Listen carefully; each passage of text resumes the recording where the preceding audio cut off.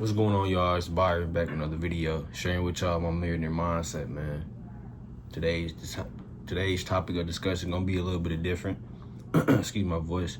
I got to keep it down a little bit, but people are converting $14,000 sheds into tiny homes, tiny houses. It's crazy, man. But we hear all the time that people turn their cars and vans into like mobile homes as well, man. I can definitely reassure you guys.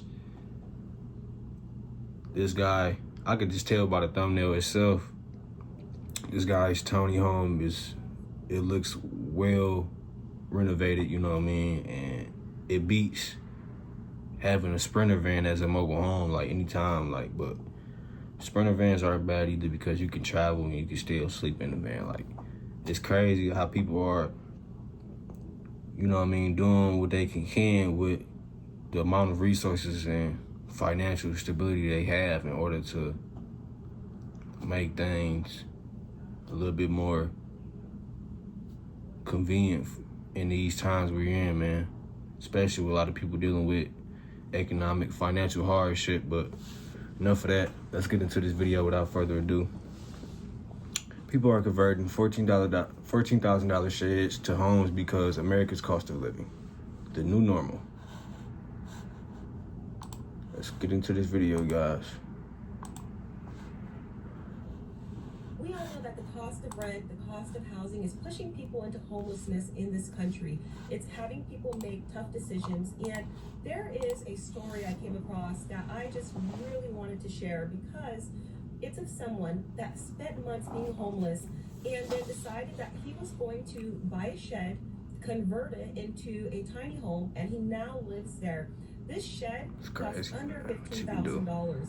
And it's something that I think a lot of people are doing, and I think it's a great idea. And I'll share more of my thoughts on this after this video, but go ahead and look at this, and I hope it's encouraging because it is a solution for a lot of people.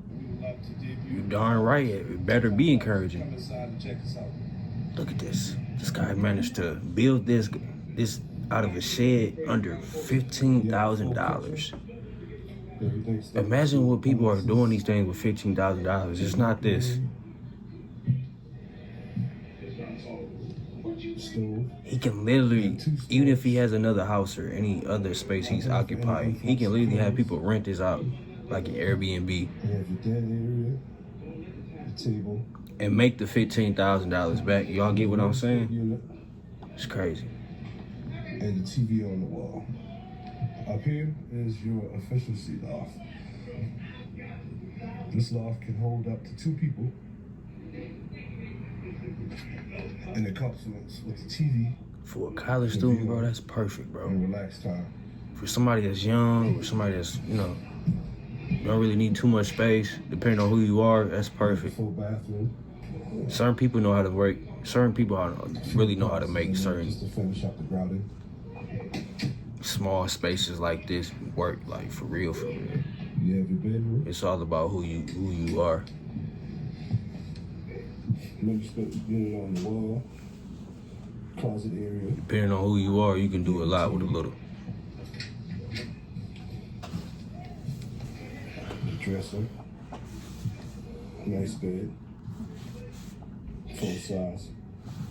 Coming into your washroom.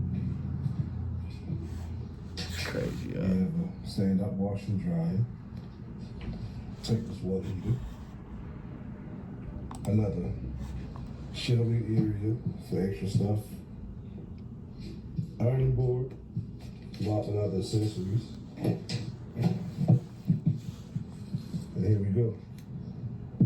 You have a back porch area. Fire pit in the rear. 2-person patio table. Steps down. Back into the yard area, which is the initial built. This is an add-on tiny house. It'll be ready for any travel nurse, any student, upperclassman, anyone traveling, Airbnb, or what have you. Voila, there it is. You have your parking here in the front. Easy money. A nice porch area. We made custom-made shutters. We made ourselves and stained them. We put the ladders to the bottom to close off the house and the porch and the driveway and also the foliage. We added some plants here.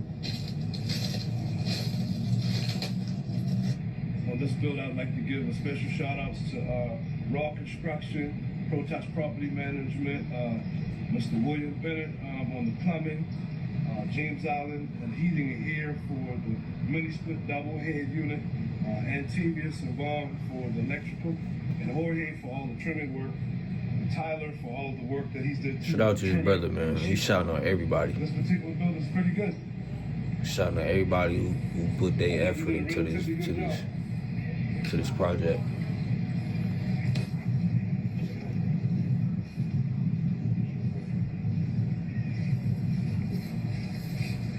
It's a good brother right here, man.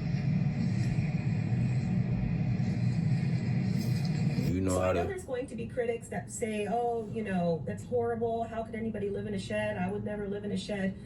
Would you rather be homeless or live in something like this? And once you convert it into a beautiful little tiny space, you wouldn't know the difference. It's really just smaller honestly, living. In fact, we stayed in a converted shed That tiny for like a home. week or so one time. We were on a trip, and in South Texas, we did end up staying in one, and it felt totally comfortable while we were there. We actually really enjoyed it because when you live in a tiny space, there's a lot less upkeep, there's a lot less to maintain. It takes a lot less energy to go ahead and heat up, to cool down.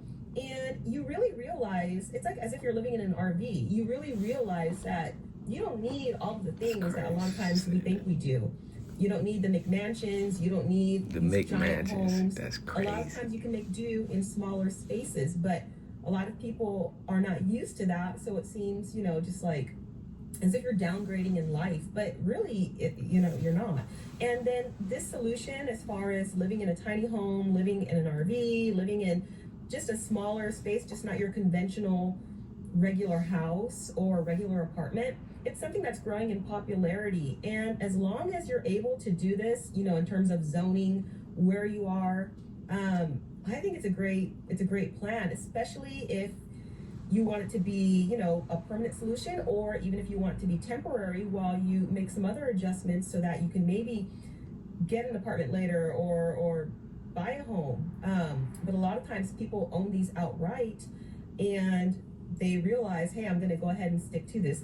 And then also they're really easy to finance. These shed to homes, or these sheds that people choose to convert and make them into shed to homes, they're really easy to get. A lot of times it's no credit check. You know, they don't care. They just want you to be able, they basically want to get rid of their sheds. And unfortunately, there are a lot of repossessions.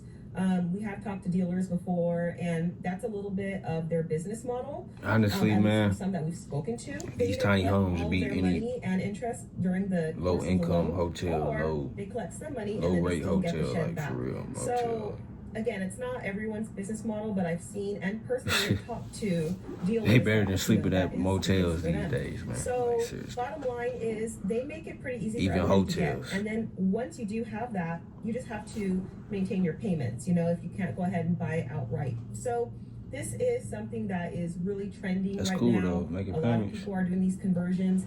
I think it's a great solution, especially if you can't afford any other type of living. Absolutely. And if you are really this is a solution. Contemplate being homeless right here, or living in a shed to home conversion or something like that, to me it's a no-brainer. It's just a matter of being able to do it legally where you are, because there are different rules and regulations depending on the county, the state, so on and so forth. Let me know your thoughts down below. Would you stay in a shed to home? Do you think that it's absolutely ridiculous?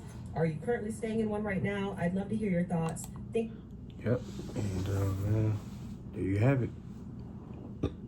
People are going about everyday life differently these days. Like, we are like literally 5-6 years into 2020. Like, people are doing things different. But over the course of these last 4 years, I've a lot of different people